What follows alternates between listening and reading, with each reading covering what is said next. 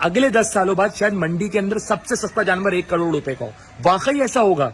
रफ्तार ने क्या जबरदस्त वीडियो डाली है, मंडी में जो ग्लैमर आ गया है और मिडिल क्लास की जो कुर्बानी बर्बाद हो रही है। मैं पिछले 2 साल से इस बात के ऊपर चिल्ला रहा हूं कि भाई ये जो मंडी के अंदर सोशल मीडिया घुस गया है, इसने आपकी और मेरी कुर्बानी को तबाह और बर्बाद करके रख दिया है। मिडिल क्लास की कुर्बानी को इसने खत्म कर दिया है।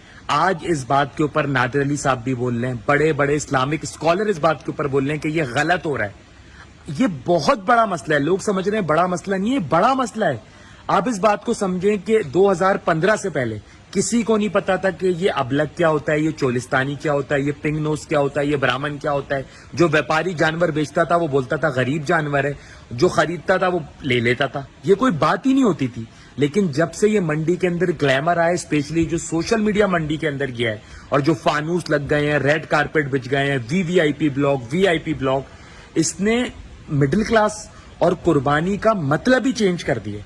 मतलब ये जो शहर है ना, इसके अंदर 80% जो है ना वो मिडिल क्लास आबादी है, ठीक है, 20% इलीट आबादी है। अगर इस शहर के अंदर हाइपर स्टार जैसे मॉल मौजूद है ना, वहां से बड़े बड़े लोग ब्रांड से शॉपिंग करते हैं, तो उसका ऑल्टरनेटिव ज़ैनब मार्केट भी मौजूद है। अगर जो है वो तारिक रोड डॉल्मिन मौजूद है, तो उसका ऑल्टरनेटिव वाटर पंप भी मौजूद है। अगर आप ये छोटी मार्केट्स बंद कर दें और बोले सब उन्हीं मॉलों से कपड़े लेंगे, तो क्या ये पॉसिबल है?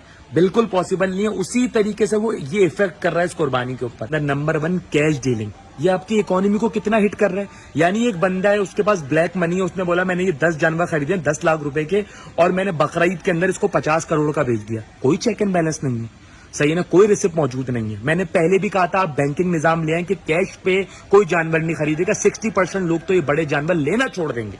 दूसरी चीज, जो लोग ये बोलते हैं कि हम तो अल्लाह की रजा के लिए कुर्बानी कर रहे हैं, हम तो ये तमाम जो गोश्त है ना गरीबों को बांटते हैं। ये जो बड़े बड़े आप जानवर ले रहे हो ना, 6 दांत 8 दांत, और ये अपनी ऑर्गेनिक फीड पे नहीं पले रहे।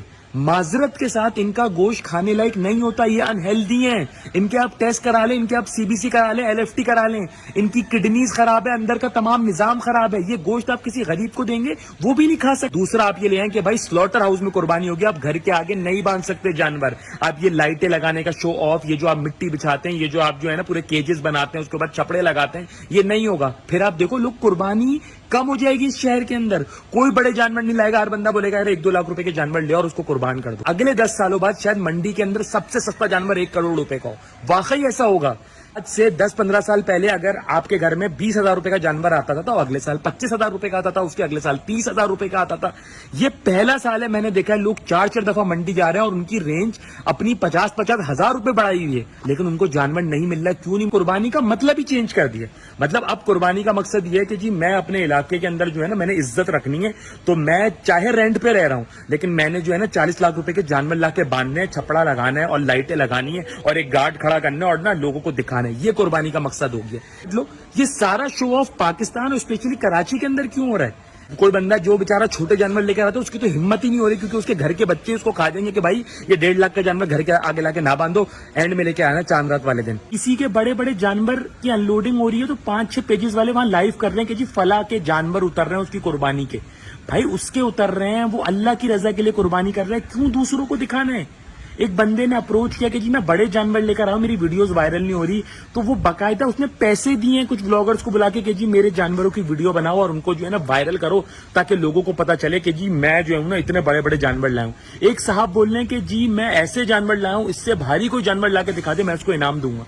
क्यों? एक भी बंदा अगर ऐसा हुआ ना कि उसकी रेंज कम है और आप लोगों की वजह से, आपकी वीडियोस की वजह से जो है ना वो रेट जो बढ़ गए और उसकी कुर्बानी नहीं हो पाई ना, उसका सवाल आपसे होगा। हो गए आपके दादाओं ने भी कुर्बानी की होगी, आपके अब्बाओं ने भी कुर्बानी की होगी, तब तो ये निजाम नहीं था। ये 10 साल पहले कैसे आ गया कि जी ये जो है ना वो बच्चा ब्राह्मण है, ये पिंग नोज है, ये फलाना है, ये फलाना है। नहीं, ये सब ऐसा ही बकवास है, ये कुछ भी नहीं है बॉस।